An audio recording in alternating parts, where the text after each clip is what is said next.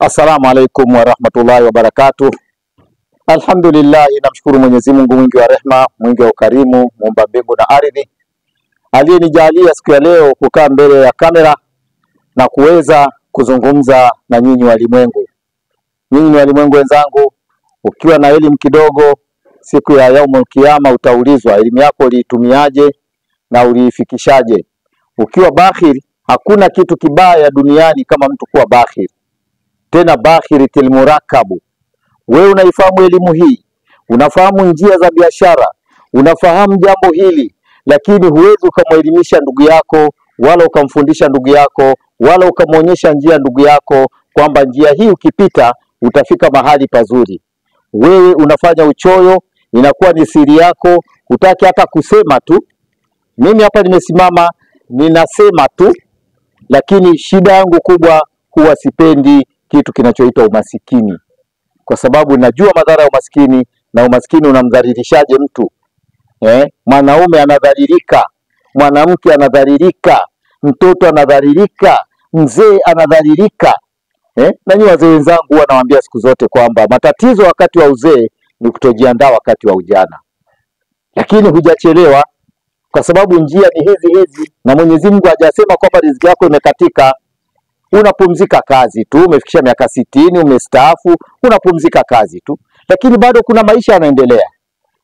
Hakuna kinachopungua zaidi ya wewe kupumzika ile kazi uliyokuwa unaifanya mwanzoni, ile biashara uliyokuwa unaifanya mwanzoni, na taaluma yote uliyokuwa nayo, ndio unaiacha kwamba sasa nimestaafu, unapumzika. Lakini kula utataka ule, maisha mazuri ulale mahali pazuri, utataka ukiuma ujitibu, utataka, yani maisha yale yanaendelea, na si ajabu ukawa na majukumu zaidi kuliko ulivyokuwa nayo majukumu mwanzoni. Sasa ndugu yangu, kwa leo nitakudokezea kitu kimoja kidogo sana. Iko fimbo. Fimbo hii watu wamekuwa wameitafasiri majina mengi. Jinsi utakavyoiita uiite hivyo hivyo itakavyokuwa. Watu wengine wanajibu wanaita, wanasema fimbo ya Musa. Lakini fimbo ya Musa ilikuwa haileti fedha. Fimbo ya Musa ilikuwa sio yenye kusema kabisa, ilikuwa ni fimbo ambayo imetokana na kauli ya Mwenyezi Mungu Subhanahu wa Ta'ala, ndio kaijalia kwa ajili ya kumdhibiti Firauni. Lakini hii fimbo ni miongoni mwa zile fimbo zilizokuwa nazo manabii, miongoni mwa wale mitume. Na hii fimbo ina maana ni aina ya mti ambao huko hapa duniani. Hakuna hata siku moja unaambiwa fimbo imetoka juu imeanguka chini, mtu ndio ameikamata kwamba hii ni fimbo imetoka mahali fulani. Hasha lillah. Ni miongoni mwa miti, na wataalamu wa miti wanafahamu kuna miti mingine inaota Afrika, Ulaya hakuna. Kuna miti mingine inaota Ghuba ya Uajemi, huku hakuna. Kuna miti mingine inaota porini, mistuni, wapi kadha wa kadha, huku hakuna. Sasa hii fimbo ni fimbo ya maajabu. Ni fimbo ambayo kwamba inakuwa ni fimbo ndogo sana, lakini maajabu yake ni makubwa. Na fimbo hii wale wataalamu wa kimajini, Mwenyezi Mungu alivyokuwa amewapa elimu, waliokuwepo zama hizo, zama za manabii, zama za kina Nabii Suleiman ibn Daud, zama za mitume wote waliopita, zama za kina Karuni, zama za nani, wale ndio waliweza kujua siri kubwa ya fimbo hiyo. Ni fimbo ambayo ina mahudama wazuri. Mahudama hawa huwa wanaitumia ile fimbo, na kama utaweza kumpata huyo hudama, huyu mtumishi, ile fimbo itakupa mali. Ile fimbo ni nzuri. Na fimbo yenyewe, ili uweze kuimiliki ile fimbo na huyo hudama aliyopo, inatakiwa makafara. Fimbo hiyo, sisemi kwamba umepata mali alafu unaanza kuwa unachinja, unafanya hivi, unafanya vile, hapana. Ile fimbo inataka makafara. Huyu jini ambaye anakuwa anaimiliki, ambaye ndio mtumishi kutokana na ile fimbo, anataka kafara. Na kafara lenyewe lichinjwe kando kando ya bahari.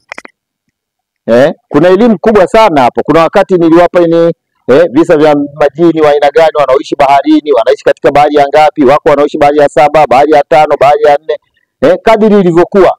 Maana chini ya bahari kuna nchi kama unavyoona huku kwetu.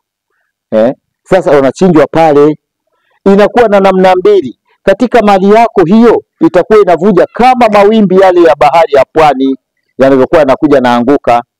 Pili, unapokuwa umemchinja huyu mnyama, mnafanya kafara, inakuwa ni kinga yako wewe. Kwa sababu mtu akitaka kukudhuru mpaka aelewe kabisa alikwenda bahari fulani, mahali fulani, achukue yale maji ndio aweze kukufanyia makafara yoyote ya kuweza kukudhuru. Kwa hiyo ndugu yangu, hii fimbo ziko chache sana, ziko fimbo 45 tu, na nitakueleza hizi fimbo ninaziuza. Lakini katika uuzaji wa hizi fimbo, mpaka ufike uweze kuona imekuletea kitu gani, ndio unanilipa mimi haki yangu. Haki yangu ndio ile sadaka ambayo mimi nakula. Lakini habari ya makafara ya nini, hayo ni juu yako wewe na nyota yako. Lakini mimi sadaka yangu ambayo Mwenyezi Mungu amenijalia, wewe unapokuwa umeona kabisa kwamba hii imetoka, sio katika hela ambayo itakuletea, hapana. Hii hela utakayonilipa mimi itoke kwingine kwenye jasho lako. Hii hapa inayotoka ni ya kwako, haitakiwi kulipa mimi. Kwa hiyo hizi fimbo nitakuwa nazitoa kwa shilingi 550. Na waeleza ukweli kabisa, za Kitanzania. Kwa hiyo unapopiga simu kutaka kuingia hapo, huo unaelewa utaratibu huo mzima ulivyo. Na unapokuja na yale makafara tunayafanya mimi na wewe, kutokana na huyo hudama, unampata huyo hudama, mnawasiliana. Kuna njia nyingi sana za mawasiliano. Hata kukonyeza hivi macho ni mawasiliano. Hata kuandika message ni mawasiliano. Kuongea kwa mdomo ni mawasiliano. Kuongea kwa ishara ni mawasiliano. Kukuotesha ndoto ni mawasiliano. Kwa hiyo mtakavyowasiliana naye ndio mkataba mnaofunga naye. Mtamaliza mwezi, miezi mitatu, mwaka, miaka miwili, ni baina yako wewe na yeye. Kwa hiyo ni moja kwa moja unakuwa umekwisha malizana naye. Kwa yule ambaye hajaelewa vizuri, kwa sababu naongea lugha ya Kiswahili, na kidogo Kiswahili changu kinakuwa sio kizuri sana. Ulimi ushaanza kukomaa, umekuwa mkubwa, sio kwa ajili ya nini. Anatakiwa unipigie, nikupe maelekezo vizuri, ukae unaelewa, ili uweze kuupiga vita umasikini, uondokane nao umasikini. Ila usiumie sana, usife moyo nikikwambia kwamba zile fimbo zimekwisha. Na kuna watu wana tabia, mtu anamaliza miezi miwili anakuja na kupigia. Hizo zipo. Kama zitakuwa zimepungua hapa Tanzania, amechukua labda mtu mmoja wawili. Omani wanaweza wakachukua watu 5 7, kwa sababu wale wanajua maana ya vitu hivi ni nini. Ghuba ya Uajemi, bara Arabu, watu wanajua maana ya vitu hivi ni nini. Lakini wewe uliokaa hapa eti Mbongo, Tanzania, wewe hujui maana. Sana utaanza kutukana, hamna kitu hapo. Lakini wenzenu wanajua, watu wa Mombasa pale wanajua. Unakuta watu wana banana, unashangaa tu mtu anakwambia niko hapa mjini, naomba tuonane mzee, uko wapi? Kwa hiyo usiache kusubscribe ili uweze kuja, angalau kama Mwenyezi Mungu atakuwa amekujalia, kwa sababu hivi vitu ni majaliwa ya Mungu. Sio kwamba kila mtu mwenye mjanja au mwenye hela keshi ndio anayeweza kupata, hapana, ni majaliwa ya Mungu. Ukibahatika kupata, mashaallah, ujue sio ujanja wako wala akili yako, ni Mwenyezi Mungu kakujalia, na anakutoa sehemu moja kwenda sehemu nyingine. Kwa hiyo mpaka hapo nasema usiache kusubscribe. Nambari ya kwangu ambayo unaweza ukapigia simu, ambayo pia ina WhatsApp, ni 0749767696.